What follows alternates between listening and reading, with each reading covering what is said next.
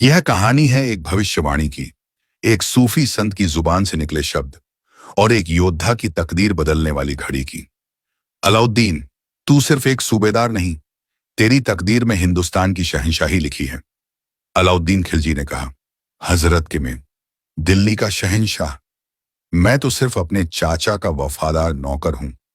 और फिर कुछ यूं हुआ जिसे तारीख में सुनहरे हैं लफ्जों में लिख दिया गया। आज हम आपको अलाउद्दीन खिलजी की कुछ रहस्यमयी बातें बताते हैं जो आपको ऐतिहासिक किताबें में कहीं नहीं मिलेगी। हर की आमद बरसरे जंग तनसरे कश्ती सर दरे गंग। जब जलालुद्दीन खिलजी दिल्ली पर सन 190 में बादशाह के तख्त पर बैठा तो उसने अपने भतीजे व दामाद अलाउद्दीन खिलजी को कर्डी डिडीधा का सूबेदार बना दिया। ख्वाजा कर्डी डिडेक शाह अब्दाल रह साहब अक्सर कजियाना मोहल्ले के पास एक मस्जिद के पास फकीर के साथ बैठे रहते थे। एक दिन अलाउद्दीन घोड़े पर सवार होकर अपने सिपाहियों के साथ शहजादपुर जा रहा था। उसे देखकर ख्वाजा साहब ने दिल्ली का शहंशाह कहकर आवाज लगाई। अलाउद्दीन करीब पहुंचा और कहा कि मैं मामूली सा सूबेदार हूं। ख्वाजा साहब ने कहा कि तू दिल्ली का शहंशाह है, आज तेरी ताजपोशी करूंगा। ख्वाजा साहब ने एक रोटी मंगाकर उसके 4 टुकड़े किए।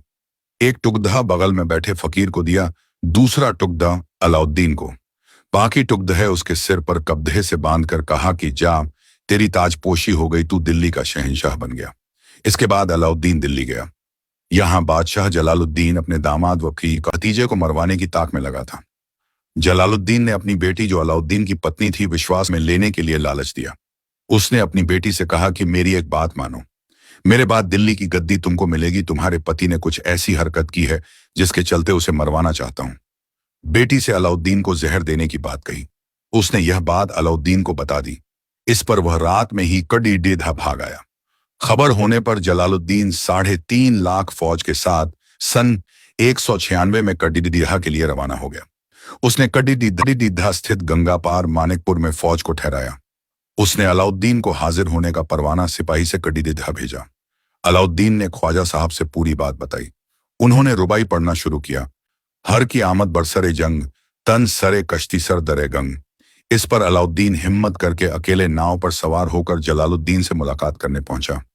उधर बीच नदी में जलालुद्दीन भी अपनी फौज के साथ मौजूद था। अलाउद्दीन ने जैसे ही कदमबोशी के लिए सिर झुकाया, सिपाहियों ने तलवार चलाई, लेकिन ख्वाजा साहब के करिश्मा के चलते सिर जलालुद्दीन का आ गया। सिर गंगा में गिरा और इस जगह का नाम उसी वक्त से गुमसरा पिडदरी गया और ताज बहता हुआ आगे मिला।